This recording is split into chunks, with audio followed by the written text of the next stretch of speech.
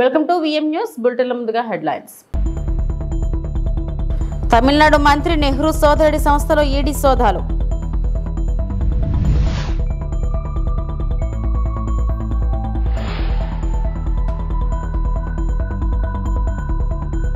అమరావతిలో గ్లోబల్ మెడ్ city CM Chandrababu.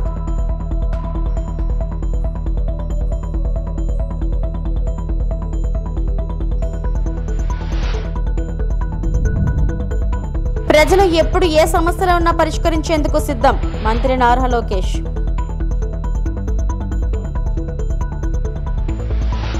Tamil Nadu పట్టణాభివృద్ధి శాఖ మంత్రి కేఎన్ నెహ్రూ సోదరుడు నేతృత్వంలోని రియల్ ఎస్టేట్ గ్రూప్ పై ఎన్ఫోర్స్మెంట్ డైరెక్టర్ ఈడీ ఉదయం నుంచి సోదాలు చేస్తుంది. మంత్రి నెహ్రూ సోదరుడు కేఎన్ రవిచంద్రన్ టీవీహెచ్ గ్రూప్ అనే రియల్ సంస్థను స్థాపించి వ్యాపార కార్యకలాపాలను నిర్వహిస్తున్నారు. టీవీహెచ్ గ్రూప్ తో ముడిపడి ఉన్న దర్యాప్తులో భాగంగా ఈడీ అధికారులు చెన్నైలోని పలు కార్యాలయాలు, నివాసాల్లో సోదాలు చేస్తున్నారు. ఆర్థిక అవకతవకలకు సంబంధించి సోదాలు జరుగుతున్నట్లు ఈడీ వర్గాలు తెలిపాయి. ఈ కేసుకు సంబంధించి అధికారికంగా ఈడీ ఎలాంటి ప్రకటన చేయలేదు.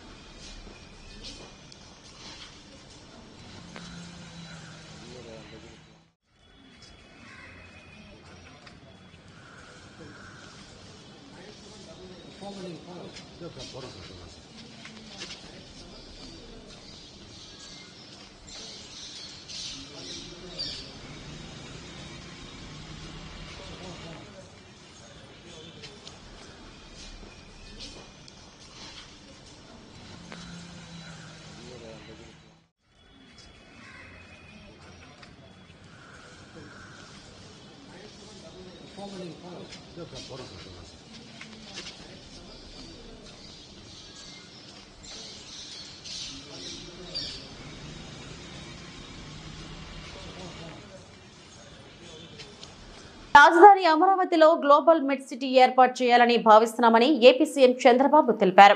రాష్ట్రంలోని ప్రతి నియోజకవర్గంలో 100 నుంచి 300 పడకల ఆసుపత్రుల నిర్మాణానికి ప్రణాళికలు సిద్ధం చేస్తున్నట్లు వెల్లడించారు. వైద్యం, ఆరోగ్యంపై మీడియా ఎదుట సీఎం పవర్ ప్రెజెంటేషన్ ఇచ్చారు. రాష్ట్రంలో పెరిగిన వైద్య ఖర్చులు, వివిధ వ్యాధులపై సీఎం వివరాలు తెలిపారు. కుప్పంలో డిజిటల్ హెల్త్ సర్వీస్ సెంటర్ ఏర్పాటు చేశాం. కొన్ని చోట్ల గుండె జబ్బులు, డయాబెటీస్, హైపర్ టెన్షన్, శ్వాసకోశ వ్యాధులు విస్తృతంగా పెరుగుతున్నాయి.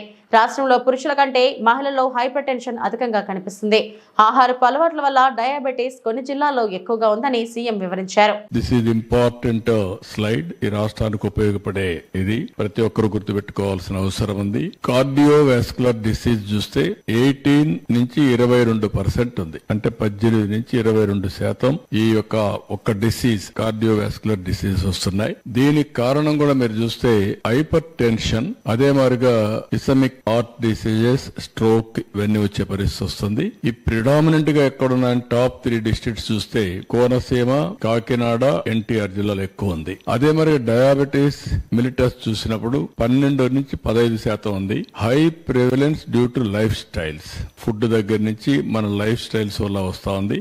గుంటూరు, ఎన్టీఆర్, కృష్ణ ఇక్కడ హై బర్డన్ డిస్ట్రిక్ట్స్ ఇవి. రెస్పిరేటరీ డిసీజ్ చూస్తే 10 to 12% వస్తా ఉంది. COPD, asthma, pneumonia linked to air pollution, smoking తో వస్తున్నాయి. ప్రకాశం, కర్నూలు, అనంతపూర్ ఎక్కువ ఉంది. ఇక్కడ కుప్పంలో ఒక పైలట్ ప్రాజెక్ట్ చేస్తున్నాం. ఇది రాష్ట్రం అంతా డిజిటల్ నర్వ్ సెంటర్. ఇది మనం తీసుకుంటే కుప్పంలో ఇది చేస్తున్నాం. ఆల్రెడీ టైం కూడా చూపిస్తాను. ఇక్కడ 5 మండల్స్ లో పెట్టాం. 3 months టైం. ఇది డిజిటల్ మోడల్ మొత్తం ఎస్టాబ్లిష్ చేసి కుప్పంలో ఇనిషియల్ గా ఆల్ కాన్స్టిట్యున్సీ మొత్తం కవర్ చేయడానికి ఇది పెడుతున్నాం. phase 2 లో చిత్తూరులో 31 మండలాలు మొత్తాన్ని దీన్ని ఎంటైర్ డిస్ట్రిక్ట్ కవర్ చేస్తున్నాం. అది చూసిన తర్వాత ఈ 2 చూసే కొద్దిగా ఒక 6 నెలలు అవుతుంది. ఈ 2 చూసిన తర్వాత stability, impact, quality, citizen satisfaction చూసుకొని then will go to state 26 districts phase 2 పెట్టాం. దీనికి మొత్తం కూడా మీరు చూస్తే 2 years 2 months ఒక టైం బౌండ్ ప్రోగ్రామ్ పెట్టుకున్నాం. అంటే 26 నెలల్లో పూర్తి చేయాలని. ప్రజలు ఎప్పుడు ఏ సమస్యలో ఉన్నా పరిష్కరించేందుకు సిద్ధమని మంత్రి నారా లోకేష్ తెలిపారు. మంగళగిరిలో 3వ రోజు నిర్వహించిన మన ఇల్లు మన లోకేష్ కార్యక్రమంలో ఆయన మాట్లాడారు. దేశంలోనే నెంబర్ 1 నియోజకవర్గంగా మంగళగిరిని మారుస్తామన్నారు.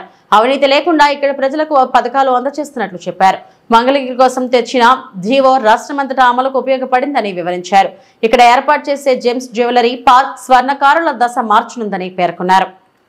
ఏప్రిల్ 13వ తారీఖు దానికి శంకుస్థాపన కూడా మన ప్రభుత్వం ఇవ్వబోతుంది. ఒకే ఒక సంవత్సరం 12 నెలల్లో ఆ పని పూర్తి చేసే బాధ్యత మటుకు చిల్లపల్లి గారు తీసుకుంటున్నారు. తల్లి పోలీస్ స్టేషన్ అప్గ్రేడ్ చేస్తున్నాం. ట్రాఫిక్ పోలీస్ స్టేషన్ అప్గ్రేడ్ చేస్తున్నాం. ఈరోజు పార్కులు, చెరువులు అభివృద్ధి చేస్తున్నాం. చేనేత సోదరులకి ఒక హ్యాండ్లూమ్ క్లస్టర్ ఏర్పాటు చేస్తున్నాం. మన దగ్గర ఎక్కువ మంది స్వర్ణకారులు ఉన్నారు. వాళ్ళ కోసం ఆనాడే చెప్పా జెమ్స్ జ్యువెలరీ పార్క్. అంటే బంగారం మన ఏమన్నా ఆభరణాలు ఏమన్నా డిజైన్ కానీ తయారీ కానీ అమ్మకాలు మొత్తం ఒక మంగళగిరి నియోజకవర్గంలో జరగాలి. మెరుగైన పని మనోళ్ళకి తెలియాలి. స్కిల్ డెవలప్మెంట్ జరగాలని చెప్పాను. దాన్ని కూడా స్వీకారం చుట్టాం. తల్లి ఇలా అనేక అభివృద్ధి కార్యక్రమాలు మేము చేస్తున్నాం. నాది ఒకే లక్ష్యం, తిరిగి మళ్ళీ మీ దగ్గరికి వచ్చినప్పుడు ఏ హామీలు అయితే నేను ఇచ్చానో మంగళగిరి నియోజకవర్గంలో అది నిలబెట్టుకుని వస్తానని ఈ సభాముఖం మీ అందరికీ నేను మళ్ళీ హామీ ఇస్తున్నా. మీరు ఏ బాధ్యత అయితే నా పైన పెట్టారో అది ముందలు తీసేందుకు నేను సిద్ధంగా ఉన్నా. ప్రతి మంగళగిరి ప్రజల్ని నా గుండెల్లో పెట్టుకుని నేను కాపాడుకుంటా, నిలబెట్టుకుంటా. నా లక్ష్యం ఒకటే, భారతదేశంలో నంబర్ 1 నియోజకవర్గం ఏదంటే అని ఆలోచిస్తే దానికి చిరునామా మంగళగిరి చేసే బాధ్యత మీ లోకేష్ తీసుకుంటాడని ఈ సభాముఖం తెలుపుకుంటూ, తల్లి మీరందరూ ఒక్కసారి ఆలోచించమని కోరుతున్నాం. మీ ఇంట్లో కొలతలు తీసినాక వచ్చినప్పుడు Telugu Desam party, Janasena party, Bharatiya Janata party నాయకులు వచ్చారు. అధికారులతో కలిసికట్టుగా వచ్చారు. మీ దగ్గర నుంచి ఒక కప్పు టీ తాగలేదు, ఒక బాటిల్ నీళ్ళు తాగలేదు తల్లి. స్వచ్ఛందంగా వచ్చి మీకు సేవ చేసాక వచ్చారు తల్లి. ఈరోజు 1000 కోట్ల రూపాయలు విలువైన ఆస్తి మీకు ప్రభుత్వం అందిస్తుంటే దాంట్లో ₹1 అవినీతి లేకుండా మేము చేశాం తల్లి. అది ఎన్డీఏ ప్రభుత్వానికి ఉన్న చిత్తశుద్ధి. అహర్నిశలు మీకోసం కష్టపడడానికి మేము సిద్ధంగా ఉన్నాం. ఆనాడే చెప్పా, మీకు ఏ సమస్య ఉన్నా మా ఇంటి తలుపులు 24 గంటలు మీకు తెరుచుంటుందని ఈ సభాముఖం తెలుపుకుంటూ, నాకు ఇంత అద్భుతమైన అవకాశం ఇచ్చిన మంగళగిరి ప్రజలందరికీ పేరు పేరున నా హృదయపూర్వక ధన్యవాదాలు తెలుపుకుంటూ మీ అందరి దగ్గర నుంచి సెలవు తీసుకుంటున్నా. అందరికీ నమస్కారం. జై. రైతులు తాము విక్రయించుకున్న ధాన్యానికి సంబంధించి 24 గంటల వ్యవధిలోనే డబ్బులు వారి ఖాతాల్లోకి జమ చేసే విధంగా ప్రభుత్వం చర్యలు తీసుకుంటుందని తణుకు ఎమ్మెల్యే ఆర్మిల్లి రాధాకృష్ణ పేర్కొన్నారు. సోమవారం తణుకు మండలం దువ్వ, వేల్పూర్ గ్రామాల్లో ధాన్యం కొనుగోలు కేంద్రాన్ని ప్రారంభించిన ఆయన మాట్లాడారు. తణుకు నియోజకవర్గంలో 53 రైతు సేవా కేంద్రాల ద్వారా దాదాపు 1,00,000 టన్నులకు పైగా ధాన్యం కొనుగోలు చేసేందుకు ప్రణాళికలు చేపట్టినట్లు తెలిపారు. రబీ సీజన్ కు సంబంధించి జిల్లాలో 6 లక్షల టన్నుల, తణుకు నియోజకవర్గంలో 1,00,000 టన్నుల చొప్పున ప్రభుత్వం నిర్ణయించిన మద్దతు ధరకు కొనుగోలు చేసి రైతులకు అన్ని విధాలుగా కూటమి ప్రభుత్వం అండగా నిలబడుతుందని చెప్పారు. రైతులు తమకు నచ్చిన ప్రాంతాల్లో ఏ రైస్ మిల్లుకు కావాల్సి వస్తే ఆ రైస్ మిల్లుకు అమ్ముకునే విధంగా చర్యలు చేపట్టినట్లు తెలిపారు. ప్రభుత్వం నిర్ణయించిన మద్దతు ధరతో పాటు లోడింగ్, అన్లోడింగ్, హమాలీ ఛార్జీలు సైతం ప్రభుత్వమే చెల్లించే విధంగా చర్యలు తీసుకున్నట్లు పేర్కొన్నారు. ఈ కార్యక్రమంలో పౌర సరఫరాల, రెవెన్యూ అధికారులతో పాటు కూటమి నాయకులు, కార్యకర్తలు పాల్గొన్నారు.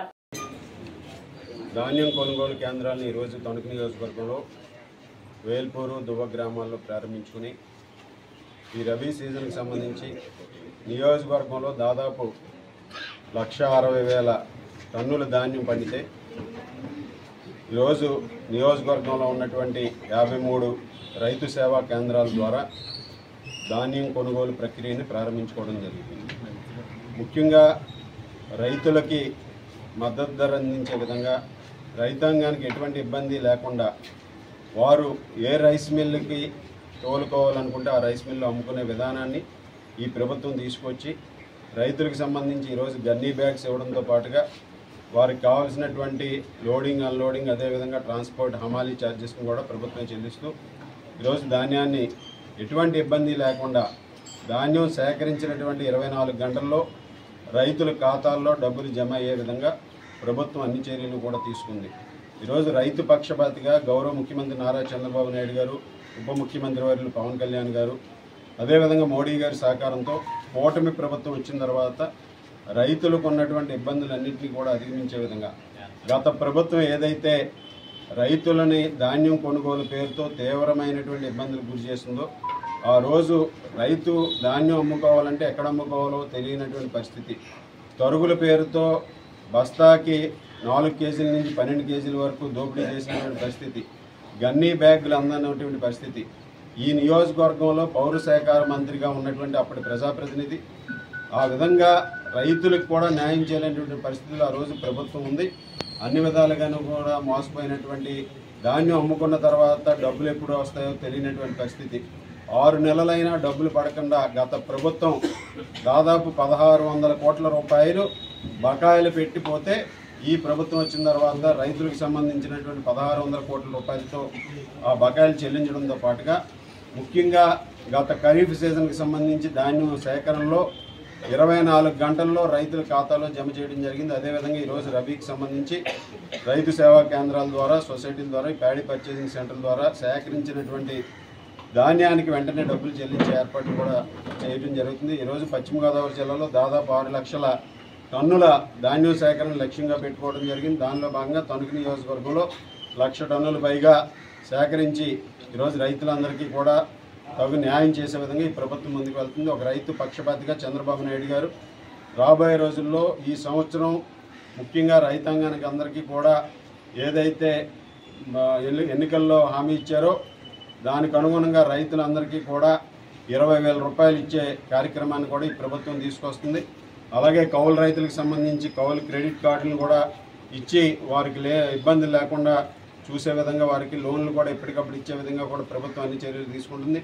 అలాగే గత ప్రభుత్వం పూర్తిగా నిర్లక్ష్యం చేసినటువంటి మెకనైజేషన్ని ఈరోజు వ్యవసాయ యాంత్రీకరణ అనేది గత 5 సంవత్సరాల్లో ఎవరో చూడనటువంటి పరిస్థితి. మరలా ఈరోజు ప్రభుత్వం వచ్చిన వెంటనే మెకనైజేషన్కి సంబంధించి సబ్సిడీతో రైతులకు యంత్రాంగాన్ని, వ్యవసాయ యాంత్రీకరణకి సంబంధించి పనిముట్లను కూడా అందించడం జరుగుతుంది. ఈ విధంగా ఈ ప్రభుత్వం రైతుల పట్ల ఒక సానుభూతితో వ్యవహరిస్తూ రైతులకు అండగా నిలబడే విధంగా ఈరోజు ప్రభుత్వం ముందుకు వెళ్తుందని ఈ సందర్భంగా తెలియజేసుకుంటూ తణుకు నియోజకవర్గంలో కూడా రైతాంగానికి ఎక్కడా కూడా ఈ రబీ సీజన్కి సంబంధించి సాగునీటి సమస్య లేకుండా అన్ని చర్యలు తీసుకుని ఈరోజు సకాలంలో పంట చేతికి వచ్చే విధంగా దాని ద్వారా ఈరోజు ఎంఎస్పి ఏదైతే ఉందో 1,725 రూపాయలు కామన్ వెరైటీని ఈరోజు ప్రభుత్వ మద్దతు ధరకి కొనుగోలు చేసే విధంగా, అలాగే ఏ గ్రేడ్ 1,740 రూపాయలకి కొనుగోలు చేసే విధంగా ప్రభుత్వం చర్యలు తీసుకుందని ఈ సందర్భంగా తెలియజేసుకుంటూ రైతులందరికీ కూడా ఈ ప్రభుత్వం అండగా నిలబడుతుందని తెలియజేసుకుంటారు. డ్రోన్ నిఘాతో చట్ట వ్యతిరేక కార్యకలాపాలకు పశ్చిమ గోదావరి జిల్లా పోలీసులు చెక్ పెడుతున్నారు.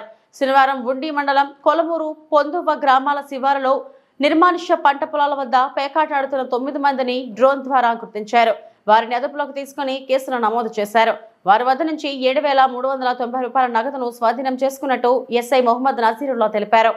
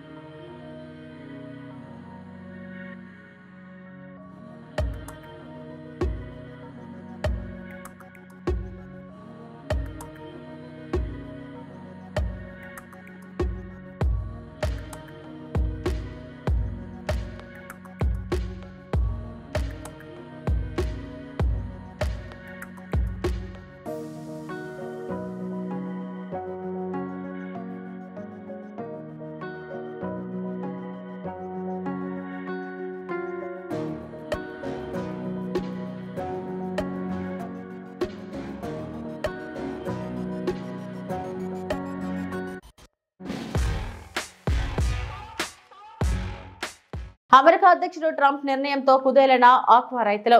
పశ్చిమ గోదావరి జిల్లా భీమవరం మండలం తాడేరు గ్రామంలో రొయ్యలు సాగు చేస్తున్న అల్లూరి శ్రీనివాసరాజు, యాళ్ల బండి శ్రీకృష్ణ ఆక్వాలో ఎదుర్కొంటున్న సమస్యలను వివరిస్తూ ఆక్వాలో మన దేశం సుమారు 60,000 కోట్లు విదేశీ మాదక ద్రవ్యాన్ని సంపాదిస్తుందని, ఇప్పుడు అమెరికా అధ్యక్షుడు ట్రంప్ తీసుకున్న నిర్ణయం వలన మన దేశం నుండి ఎగుమతి అవుతున్న ఆక్వా రంగంపై 25% సుంకం విధించడంతో ఆ భారాన్ని ఆక్వా రైతు మీద వేయడంతో అధిక మొత్తంలో నష్టపోతున్నామని, ఇంత నష్టపోతున్న ఆక్వా మేతలు మందుల ధరలు మాత్రం తగ్గించకపోవడం వల్ల కష్టాల బారిన పడుతున్నామని, అదేవిధంగా గతంలో ప్రతిపక్షంలో ఉన్నప్పుడు ఆక్వా రైతులను ఆదుకుంటామని చెప్పిన ప్రస్తుత కూటమి ప్రభుత్వం విద్యుత్ ఛార్జీలతో పాటు ఫ్యూయల్ ఛార్జెస్, ఇతర ఛార్జీలతో చాలా ఇబ్బందులు పడుతున్నామని, దీన్ని దృష్టిలో పెట్టుకుని ఆక్వా రంగాన్ని ఆదుకోవాలని అమెరికా అధ్యక్షుడితో మోడీ చర్చలు జరిపి చర్యలు తీసుకోవాలని, లేదంటే ఆక్వా రంగం క్రాప్ హాలిడే ప్రకటించాల్సి వస్తుందని తెలిపారు.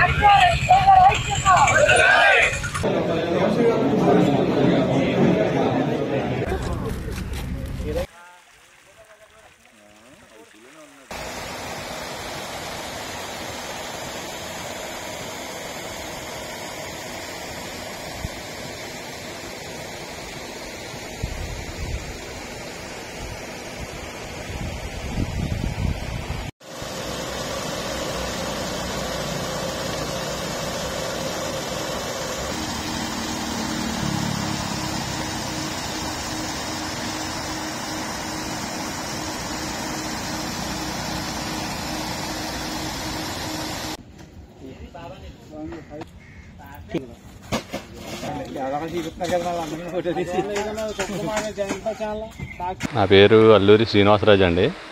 నేను తాడేరు గ్రామంలో 32 ఎకరాలు రొయ్యల సాగు చేస్తున్నాను. రొయ్యల సాగు ఇవరక ఇది కరోనా వచ్చిన కాడి నుంచి కూడా చాలా ఇబ్బందికరంగా ఉంది ఆక్వాకల్చరు. ఈవేళ కూటమి ప్రభుత్వం వచ్చిన తర్వాత ఈ సబ్సిడీలు అవి ఇస్తూ ఉన్నారు కరెంటుకి వాటికి, దాని మీద రైతులు అందరూ సంతోషం వ్యక్తం చేశారు.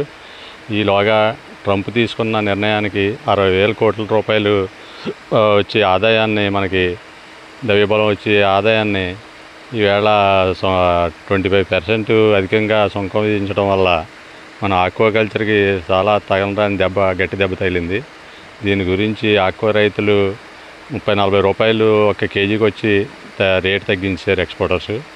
దీని గురించి ఆక్వాకల్చరు ఏం చేయాలో, రైతులు ఏమవ్వాలో ఏంటో, సంవత్సరం మొత్తం మీద ఈ సమ్మర్ క్రాపే కొంచెం సక్సెస్ అవుతుందని, ఉన్న క్రాప్లేమో సక్సెస్ ఉండదండి.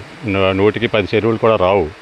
100కి 70 చెరువులు ఈ సమ్మర్ క్రాప్లో బాగా వస్తాయని ఆశించే టైంలో ఈ సుంకం విధించడం వల్ల చాలా ఆక్వాకల్చరు చాలా ఇబ్బందికరంగా ఉంది. దీని మీద లక్షలాది మంది జనాభా కూడా చాలా దీనివల్ల బతుకుతున్నారు. డిప్యూటీ సీఎం పవన్ కళ్యాణ్ కారణంగా జేఈ అడ్వాన్స్ పరీక్షలను విద్యార్థులు రాయలేకపోయారు. పెందుర్తి ఆయాన్ డిజిటల్ జేఈ విద్యార్థులకు పవన్ కాన్వే అడ్డుగా వచ్చింది.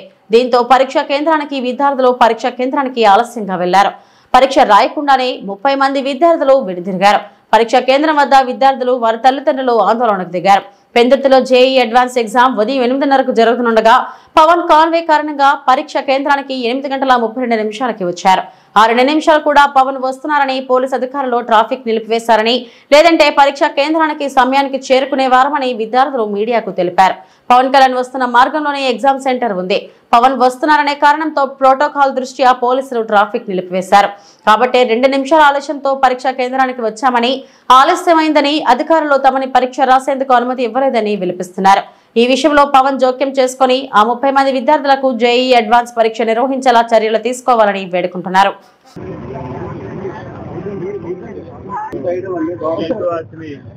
నీతో మీ పేరెంట్స్ ని 8:30కి ఇక్కడికి రావాలండి టైం యాక్చువల్ గా. కాకపోతే మేము 8:32కి వచ్చామండి. ఈ 2 నిమిషాలు కూడా ఏంటంటే మాకు ఇక్కడ ట్రాఫిక్ ఆపేశారు రెస్ట్రిక్షన్స్ వల్ల. పవన్ కళ్యాణ్ సార్ వస్తున్నారని. సో నేను అనేది ఏంటంటే ఇదే లైన్ లో పవన్ కళ్యాణ్ సార్ వస్తున్నారు, ఇదే లైన్ లో ఎగ్జామ్ సెంటర్ ఉంది. సో పోలీసులు ఎక్కడికక్కడ ట్రాఫిక్ రూల్స్ పాటించి వాళ్ళ పేరెంట్స్ కానీ ట్రాఫిక్ కామన్ పీపుల్ అందరిని ఆపేశారు. సో సో ఇప్పుడు పిల్లలకి ఎగ్జామ్ సెంటర్కి ఎంటర్ అవ్వడానికి 2 నిమిషాలు తేడా వచ్చింది. 2 నిమిషాలు సెంటర్ తేడా రావడం వల్ల వీళ్ళు సెంటర్లోకి అలౌ చేయలేదు. సో ఈ రోజు కానీ ఎగ్జామ్ రాయకపోతే 1 year వీళ్ళకి భవిష్యత్తు పాడైపోతుంది. సో నేను అనేది ఏంటంటే ఈ రోజు ఉంది ఎగ్జామ్, ఈ రోజు ఆఫ్టర్నూన్ ఉంది, మళ్ళీ రేపు ఉంది. రేపు లాస్ట్ కాబట్టి అట్లీస్ట్ ఇది దృష్టిలో పెట్టుకొని పవన్ కళ్యాణ్ సార్ అయినా సరే ఇది ఇష్యూని ఆయన దాకా తీసుకొని వెళ్ళి ఆయన రిక్వెస్ట్ చేస్తుంది ఏంటంటే ఆయన కనీసం రేపటికైనా ఈ ఉండిపోయిన పిల్లలకి అవకాశం ఇస్తే వాళ్ళ భవిష్యత్తు ఈ 1 year వేస్ట్ అవ్వకుండా ఉంటుందని రిక్వెస్ట్ చేస్తున్నాను. ఇది వీళ్ళు ప్రాబ్లం అని కాదు, పోలీసు ప్రాబ్లం అని కాదు. ఈ సిస్టమ్ పొలిటికల్ గా ఆయన రావడం, ఈ లైన్ లోనే ఆయన వెళ్ళడం కూడా ఇదే లైన్ లో సెంటర్ ఉండడం వల్ల ట్రాఫిక్ ఆంక్షల వల్ల లేట్ అయిపోయాం తప్ప కావాలని లేట్ అయిందేం కాదండి. ఇది పిల్లలు కూడా లెటర్ రాశారు, పిల్లల పేర్లు కూడా రాశాము. దాదాపుగా 20 నుంచి 30 మంది ఆగిపోయారండి పిల్లలు.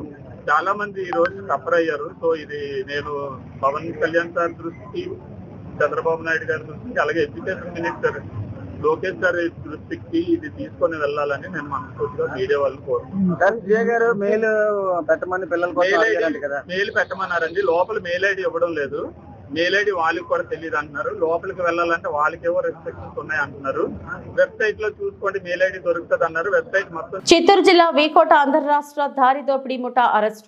3.2 కోట్ల విలువైన 3.5 కిలోల బంగారం స్వాధీనం. ఆంధ్ర తమిళనాడు సరిహద్దులోని వీకోట మండలం నాయకనేరి అటవీ ప్రాంతంలో జరిగిన బంగారం దారి దోపిడీ ఘటనలో 4 నిందితులను చిత్తూరు జిల్లా ఎస్పీ మణికంఠ చందోలు, పలమనేరు డీఎస్పీ ప్రభాకర్లు అరెస్టు చేశారు. నిందితుల వద్ద నుండి అపహరణకు గురైన 3.20 కోట్ల విలువ చేసే 3.5 కిలోల బంగారంను స్వాధీనం చేసుకున్నారు. మిగిలిన బంగారంతో పాటు మిగిలిన నిందితుల కోసం బృందాలు అన్వేషిస్తున్నాయి. ఈ నెల 2వ తేదీ బుధవారం రాత్రి 8:30 గంటలకు జరిగిన ఈ దారి దోపిడీ సంఘటనను 2 రోజుల్లోనే చిత్తూరు జిల్లా వీకోట పోలీసులు ఛేదించారు.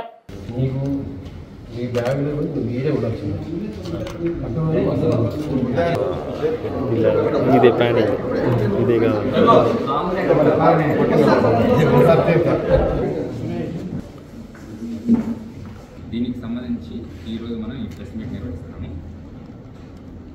2/4/2025 అంటే ఈ నెల ఏప్రిల్ 2వ తారీఖున జరిగిన ఒక దారి దోపిడీ వీకోట లిమిట్స్లో. ఇందులో ఒరిజినల్గా వాళ్ళు చెన్నై నుంచి కేజీఎఫ్కి బంగారాన్ని ట్రాన్స్పోర్ట్ చేస్తున్నారు. దాన్ని అడ్డగించి ఒక కారులో కొంతమంది దుండగులు వచ్చి వాళ్ళని బెదిరించి వాళ్ళ దగ్గర ఉన్న బంగారం ఉందని తెలుసుకొని ఆ బంగారం మొత్తాన్ని 3.5 కిలోల బంగారం మొత్తాన్ని కూడా వాళ్ళు తీసుకొని వెళ్ళిపోవడం జరిగింది. కానీ మనకి ఆ సమాచారం 3వ తారీఖు మన స్టేషన్కి వచ్చి వాళ్ళు కంప్లైంట్ ఇవ్వడం జరిగింది. ఇందులో కంప్లైంట్ ఇచ్చిన వ్యక్తి చేతన్ కుమార్. ఇతను కేజీఎఫ్లో ఒక బట్టల వ్యాపారి మరియు బంగారం సంబంధించిన వాటిని వ్యాపారం చేసి కొనుగోలు చేసి అమ్మకాలు చేస్తుంటాడు. ఇతను చెన్నై నుంచి ఫ్రీక్వెంట్గా బంగారం తీసుకొని వెళ్ళి కేజీఎఫ్లో ఉండే వేరే వేరే దుకాణాలకి ట్రాన్స్పోర్ట్ చేస్తుంటారు. ఇదే రకంగా 2వ తారీఖు చెన్నైలో కొనుక్కొని కేజీఎఫ్ తీసుకెళ్తుండగా మనకి వీకోట లిమిట్స్లో నాయకనేరి ఘాట్, ఈ ఘాట్ నందు వీళ్ళు తీసుకెళ్తున్న బంగారం ముందరగానే తెలుసుకొని దాన్ని ఆపి కొంతమంది ప్లాన్ చేసి ఈ బంగారాన్ని తీసుకొని వెళ్ళారు. సో మనకి 3వ తేదీన సమాచారం వచ్చిన వెంటనే కేసు రిజిస్టర్ చేసి ఇన్వెస్టిగేషన్ మొదలుపెట్టాము. ఇందులో మొత్తం 4 ఇన్స్పెక్టర్లని 4 టీమ్స్గా పెట్టేసి అందరినీ కూడా వేరు వేరు రూట్స్లో ఎక్కడ జరిగింది, అలానే ఏ రూట్స్ నుంచి వాళ్ళు వచ్చారు, ఏ రూట్స్ నుంచి వెళ్తారు, మొత్తం ఇవన్నీ కూడా technical evidences, CCTV evidences gather చేయడం జరిగింది.